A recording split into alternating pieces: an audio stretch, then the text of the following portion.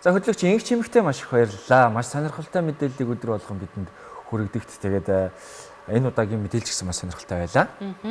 За үргэлжлүүлэн бид бүхэн зочныхоо хэсэгт нэгэн домогт уран бүтээлчийгөө сонсож байгаа.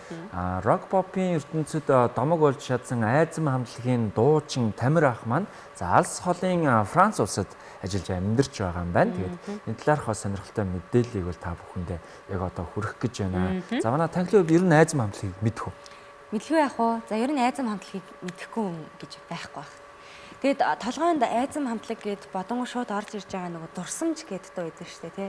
Асабадогүй чи бидний хоёрын гэд. Яа энэ дуу гэхдээ яг үнэндээ бол хизэж мартахгүй, хинтж мартахгүй дуу тий. Андрел балаагүй. Нөгөө нэрийн сонсохоор шууд үг нь ороод ирдэг дуу идэв штэ тий. Яг ийм гоё доо. Тэгээд гих мэдчлэн та бидний сайн мэддэг гайхалтай сэтгэл тоногчсон, дурсамж агуулгдсан тий. Дуу гэдэг чинь ер нь бол одоо үнэхээр гайхалтай. Тэр тухайн үед сонсч ирсэн дуугаа сонсоход тухайн үеийн мэдрэмж, тухайн үеийн үйл явдал тий одоо бүх юм ингээл буцаал тэр үед очсон юм шиг яг дурсамжийн тэр чигт нь аваад ирдэг тий. Тийм. Тэгээ энэ сайхан ер нь энэ одоо бидний өнөөдөр хүрэх гэж байгаа энэ хөө бичлэгийг бол та бүхэн маань өөртөө өмнө үзэж байгаагүй бах. Тэгээд маш их гоё бичлэгийг та бүхэндээ өнөөдөр хүргэх гэж байгаа юм аа. Тийм тэгээд гайхалтай домог болсон энэ айзам хамтлагийн нэгэн гайхалтай уран бүтээлч Тамир ахынхаа энэ сайхан бичлэгийг бас хамтдаа хүлээн авч үзчихэд эргээд студид орцъя.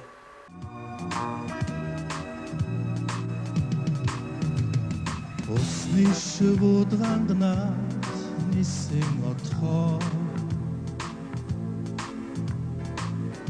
Өйтгөрт намрын шивнэж юмоо Унгаа баги чамайг бүрөдхөө Унтрашгүй хари шинжиж юмоо За сайн байна уу Тамир ахаа? За сайн байна уу? Сайхан урж байна уу та? Оо сайхан да. За Тамир ахаа би таныг ер нь бол яг ичнээ их багасаа таньдаг байсан. Таваасаа танилгүй ч яах вэ та? Айзам хамтлагийн одоо алдартай дуучин гитарчин хүн. Тэгээд энэтэй холбогдоод нэг түүх ярихад би багада радиогоор ингээд айзам хамтлагийн чимэн гэдэг дуу явахаар би гүвч очиж хангалдаг байсан. Яагаад гэвэл тэр дуун дээр үнэнч дурлалын мөнхийн зулаараа өргөл чимэн дулаацуулж ирсэн гэдэг. Миний нэр гардаг учраас би очиж. Тийм биз тийм. Мөнхийн зул, мөнх зул яг зөв. Хангалдаг одоо тийм дуртай хүн байна. Тэгээд би сүүл тантай одоо Парис дахь элчин сайдын яамд ингээд танилцах аз завшаа надад тохиосон юм аа. За ингээд хамгийн сүүлд 2024 онд та Монгол улсын урлагийн гавьяц төлтөн гэдэг одоо цол тэмдгээр шагнуулад 2024 онд элчин сайдын яамдаар ингээд тоглолтоо хийсэн. Их сайхан байсан. Манай монголчууд бол одоо маш баярлсан, дагаж дуурлаад баг насаа одоо дурсаж байсан. За гэтэл би тухайн үед таны одоо дуртатгал ном гарсныг мдээгүй явж өдөр хүртэл 2018 онд бичсэн номыг би 2026 онд буюу одоо саяхан хэдхэн хоног өмнө мэдэж авсан да. Гайхаад байлаа. Яагаад мэдэж авсан гэвэл Америкийн нэгдсэн улсын конгрессийн номын санд ажилладаг Саруул Эрдэнэ гэдэг эрдэмтэн таны энэ Тэргэл сарн гэдэг намтар дуртатгал номыг конгрессийн номын санд ингэж бүртгэж авсан юм байна. Тэрийг би Facebook постоос мэдээд тань руу одоо залгаад Тамир ахаа танд дуртгал ном чи үлдсэн үү гэсэн таашгүй надад гэрт байгаа гэдэг. Азар 2-3 хүлдсэн байсан. Тэгээд одоо би хэд хоногийн дотор уншаад их сайхан санагдсан. Тэгээд та энэ ном бичих болсон түүхийн талаар ярьж өгөхгүй юу? Тэгье. За тэгээд чим дуу сонсч ясанд их баярлалаа. Гэхдээ ер нь тэгээд тэр үед чинь чимэн дууч ер нь нэлээ одоо баг Монголын анхны клип баг шүү. Тэгээд тэр телевизээр гараад тэгээд тэрнээс хойш ингээд годомчонд явах чинь нэг шүглэлтэй хэсэг байдаг штэ. Охтууд энэ шүглэлдэг байсан штэ. Яг нөгөө дууганы ая шүглдэнгүүт нь би юу лээ энэ төр гэж.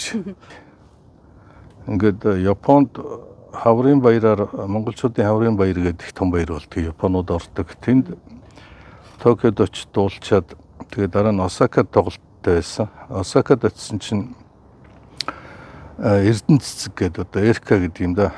Сэтгүүлч хүүхэн Осакад амьдард юм байна. Тэр тоглолтыг мань сайхан зохион байгуулад бүр гэртээ байлгаад тэгээд тоглолтын маргааш нэг тийм бороотой өдөр байсан. Тэгээд одоо гарахад бас хайшаа чинь тэгээд эрт нь бит хоёр буу болоо сууж ирсэн. Ер нь мэрэгжлийн дагуу намайг байцаагаал баах юм асуулаа. Тэгээд ярьжсэн чигээ ер нь Тамираха таны амьдрал их сонин юм байна штэ. Та ном бичээч гинэ. Би одоо ямар юм бичтээ. Мэдхгүй гэсэн чинь чадахгүй гэсэн чинь. Тэгвэл юу яа л да би бичээ. Би тэгээ танаас асуулт асууя гэд. Тэгдэг гэсэн чинь. Диктофон авчираа тэгээд баахан асуултууд асуугаад би хариулаад. Яг тэгэл өнгөрсөн. Тэгээ хэсэг хугацааны дараа над руу холбогдоод за ингээд Монголд би нэг юутай хэвлэлийн үйлдвэртэй маа тэ. Тэгээд миний туслах тэнд байгаа. Тэгээд туслах маань ингээд нэг яриаг сонсоод тэгээд ингээд хөрүүлээд буулгасан юм аа. Та энийг ингээд үзээд алдаа мадаг байна уу? Шалгаач гэд. Тэгээд нөгөөдхийн ингээд уншсан чинь яг нэг зарим дараал нь наанцаанаа орцсон юм байна л та. Тэрийн засаад ингээд байж л яг нөгөө асуултанд хариулаад явсан юм байгаа штэ. Тэгэнгүүт нөгөө хариулаад бичиж яхад тэр үед болж исэн юм наанцаан байсан юм хүм ингээд бүх дуртатгалууд эргэж орж ирээд тэрийг нэмж бичээ. Тэгээ ингээд бичсээр байгаа сүлд өөр нь баг өөрөө биччихвээ яач юу. Тэгээ яг надыг нэг бахан зургийн дээр явуулаач гэд зураг явуулаад тэгээд энэ номын артлд бас манай энэ Францад байдаг Совда гэдэг эмэгтэй байгаа. Францын тухай, Парисын тухай их сайхан постууд Facebook дээр бичдэг. Тэгээд Совдаг Эрка маань энэ хоёр Facebook найз таньдаг. Тэгээд Тамираха таны номны арт ингээд энэ Совда ихчийн Парисын тухай, Францын тухай юмнуудаас оруулчих уу гэсэн. Тэгэл өөрөө зөвшөөрөх юм бол гэдгийгсэн. Тэгээд үндсэндээ энэ ном бий болсон юм. Тэгээ яг ер нь цөөхөн хуваар хэвлсэн юм шиг байлаа. Тэгээд Монголд байсан Эрка над руу нэг хэсгийг явуулсан. Тэгээд тэрнээс одоо үлдсэн нэг 2-3 номын чинь нэг. Одоо бол нэг 2 л үлдсэн байлаа. Тийм л төвхтэй. За баярлалаа. Би таны номоос их олон сайхан мэдж авсан. Та бол социализмын үед одоо ажиллаж амьдарч уран бүтээлээ тойруулж байсан хүний юм. Тэр цаг үе сонирхолтой ч байсан. Тэгээ маш их мэдж авсан. За түүнээс гадна танаа гэр бүл бол үнэхээр урлагийн одоо элит гэр бүл. Та бол өсч төрсөн хүн байна лээ. Тэгээ танаа ихч бол одоо ятгахчин хөгжмөнчин хүн, аав чинь Хүүхэлдэйн театрын захирлаар олон жил ажилласан. За мөн өглөө киноны Данзангийн дүр тоглосон их сайхан жүжигч хүн. За үүнээс гадна одоо хамгийн алдартай, хамгийн одон танаа эмээ Монгол улсын ардын жүжигчин, төрийн хошуу шагналт Эчин хорлоо. Та тэгээд энэ эмээгийнхаа талаар ярьж өгнө үү гэдэнд. За. Эмээгээс өмнө сая их чаав хоёрыг дурдсан учраас бас цогс яри. Ихч маань ардын дүүжгийн чуулгын ятгахчин байсан. Одоо энэ нэг алдартай Адар сүрэн Түмэн Дэмбэрэл энэ төр гэдэг дуучтай шүү дээ. Тэдний ард ингээд нэг ятгахын дөрвөлгээд тэнд тоглодог байсан. Тэгээ одоо яг тэтгэвртэй гараад гэртээ байгаа. Аав маань болохоор одоо Монгол улсын Хүүхэлдэйн театрт бол насаараа ажилласан. Бүр дагалдан жүжигчнээс ахуулаад жүжигчин болоо тэгээд Прагийн урлагийн академид сургуульд яваад найруулагч жишээ мэргэжлэр төгсөөд 5-6 жилтэнд болоод тэгээд ирээд театртаа найруулагч уран сайхны удирдагч дараагаар ингээд ер нь нийтдээ ингээд 40 жил ажилласан байгаа. Тэгээд аавыг энэ ажиллаж явах хугацаанд бол ерөөсөө яг театр байсан. Гэхдээ бол одоо яг өнөөгийнхөө төрхөнд аав оруулсан. Тэгээд Хүүхэлдэйн жүжиг өөрөө бичиж эсвэл бичсэн жүжигийг найруулж их олон жүжиг тавьсан. Хүүхэлдэйн жүжигээс гадна бас яг нөгөө Чех орс хэлтэй байсан учраас Чехийн Сметана гэдэг том хөгжим зохиолч байдаг. Тэрний худалдсан бэр худалдагдсан бэр үлээ. Тэр дуурийг орчуулаад тэр нь Монголын дуурийн театрт тавигдсан. Дараамын театрт бас орс хэлнээс орчуулсан дараамын жүжиг нь тавигдсан. За тэгээ сая хэлсэн өглөө киноны Данзан. За тэгээд нэлээд олон кино одоо дайсан зэргүүдээ сонсцгоо хайн энэ төргээд олон кинонуудад бас тийм туслах дүр энэ төр тоглосон. Тэгээд аав маань Монгол улсын урлагийн гавьяа сэтгэлтэн тэр их нөр хөдөлмөрийн дараа авсан. Тэгээ одоо би саяхан чиний сая ярьснаар урлагийн гавьяа сэтгэлсэн болцсон чинь ичээд болдгоо. Одоо нэг аав маань одоо тийм их юм хийсэн их гавьяатан бол авах нь аргагүй одоо би одоо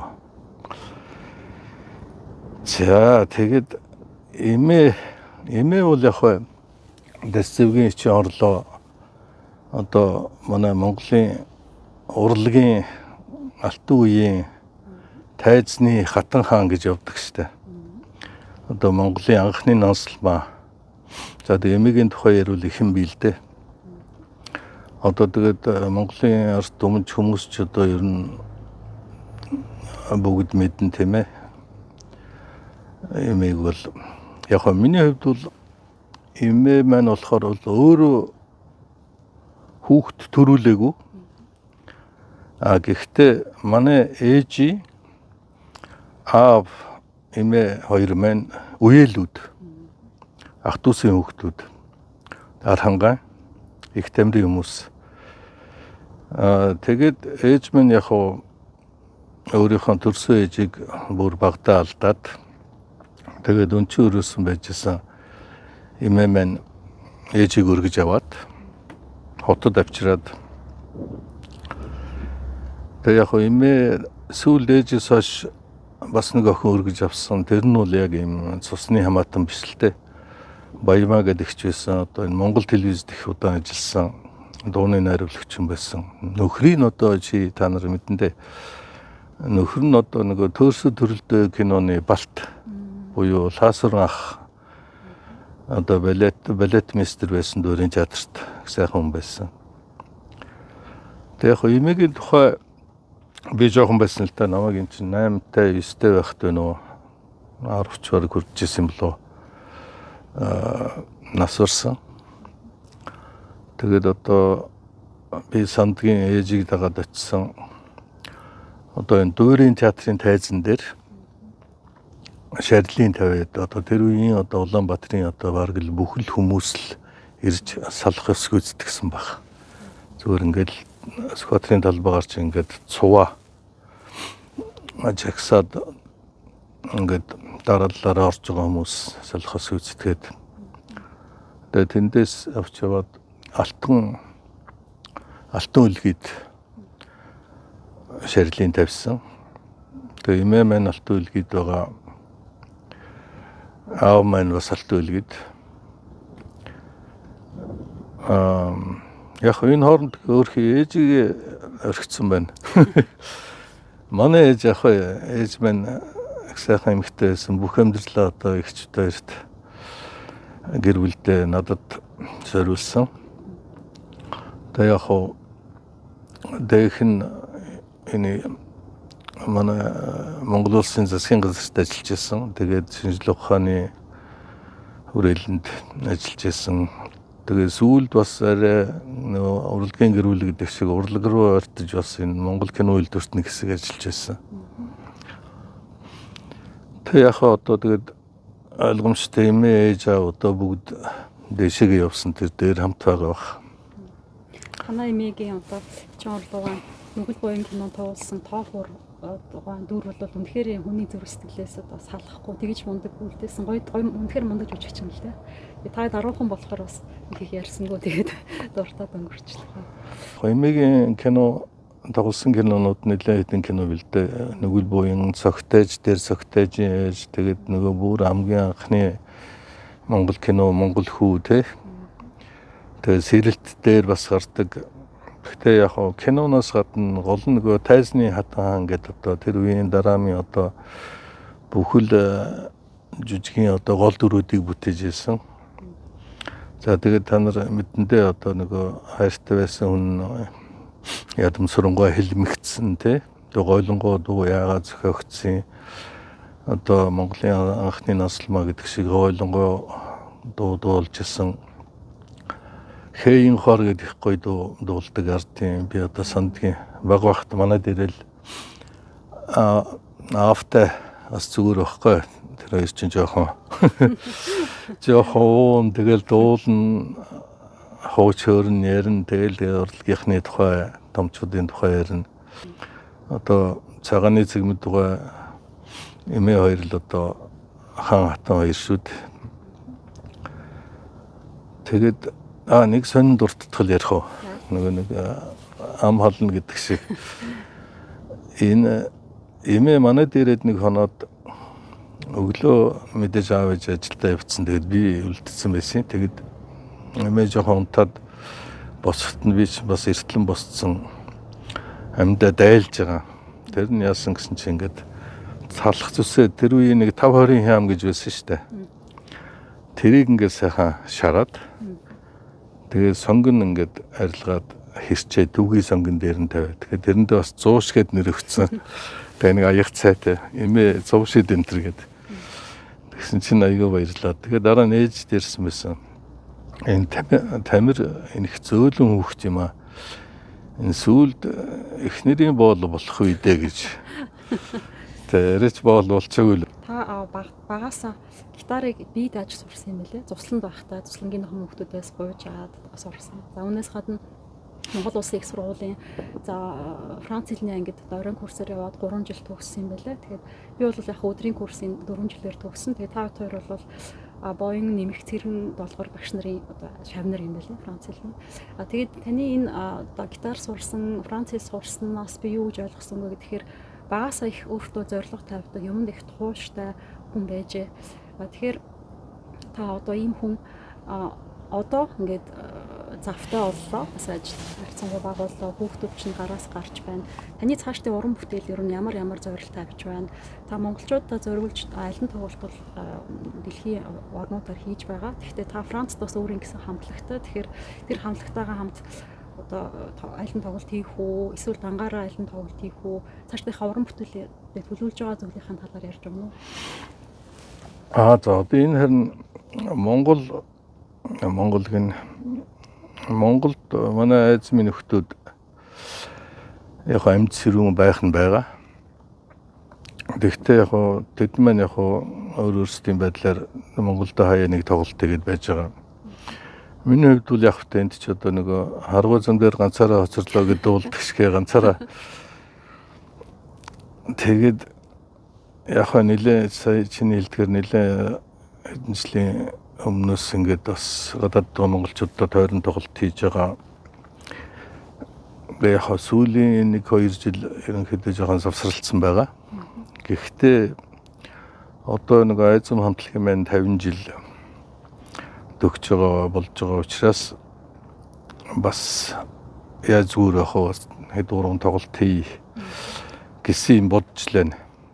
Яг өөрийнхөө зүгээс те одоо их баг хэмжээгээр тэмдэглэх тийм ээ. Тиймэрхүү бодолтой байгаа. Тэгээд яг гол нь эзэмийнхаа дуунуудыг сэргээсэн. Тэгээд бас нэг өөрөө бурхангүй газар бомгол зурна гэж одоо гамболт маань байхгүй. Тэгээ өөрөө нэг хэдэн дуу зохиож үзсэн яг үг аяын бичээд яг нэг гамболт шигэл. Тэгтээ гамбагийнхаа энд яаж хөрхөвдөө асуултанд хариулж чадаагүй юу? Яг бол таны хоолойг бол Монголын ард түмэн бүгд мэдэн радиогоор сонсоод хаавар сонсон мэдэн. Гэтэл нүүр царай чинь бас зарим хүн танил биш байсан юм байна л. Яг бол таны номон дээр нэг тийм хэсэг байсан л да. Нэг хандхан гэлээд энэ концертанд дурагдаад яг дурсамж дуугаа дуулахын өмнөхөө нэг Монгол дуучин залуу би та нарт гоё дуу дуулж өгөө гэдэг яг таны дуу дуулсан гэж хэлсэн. Тийм болохоор таны дуу мэддэг ч гэсэн одоо нүүр царайг чинь бас одоо мартагдсан ч байж болох нь та ч одоо олон жил болж штэ барист амьдраад 30 гаруй жил болж байна уу? Тий, гүнч тийш тэр нь 30 жил юу бараг 31 дэх жилдээ орцсон явж байгаа юм байна. Одоо энд тэнд очиод тоглолтын штэ. Тэгэхээр яг зүгээр нэг миний үе юм уу надаас нэлээд за ер нь яг намайг мэддэг хүмүүс бол ойлгомжтой мэдж байгаа. Зүгээр мэдхгүй одоо ялангуяа залуучууд байгаа штэ.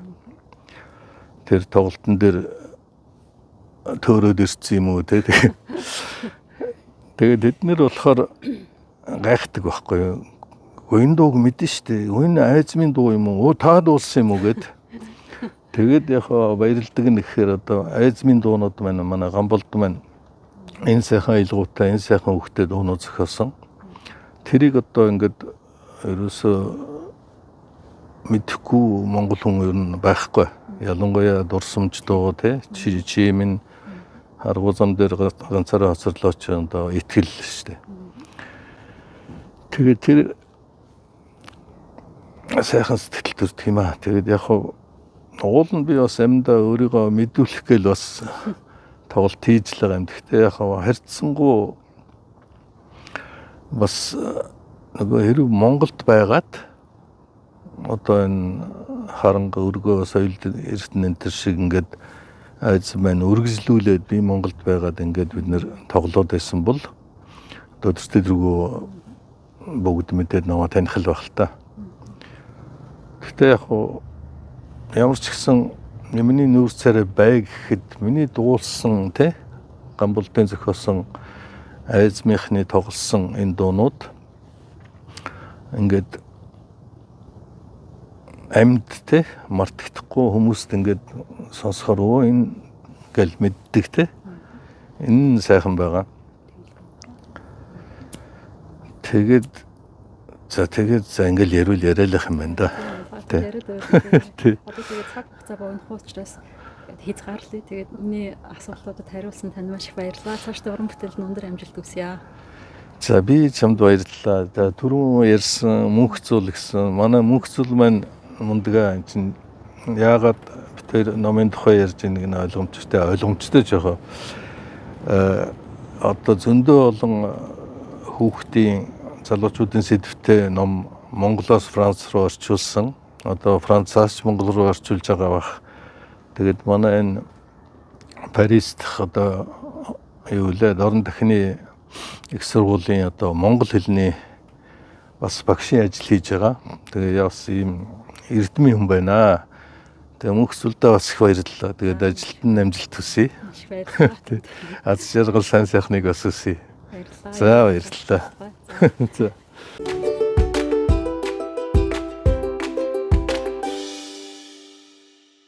За хөтөлбөртэй хамт байсан та бүхэндээ баярлалаа. Сайн Улаанбаатар хөтөлбөрийн өнөөдрийн дугаартаа за өнөөдөр болж байгаа онцлог үйл явдлуудыг танилцууллаа.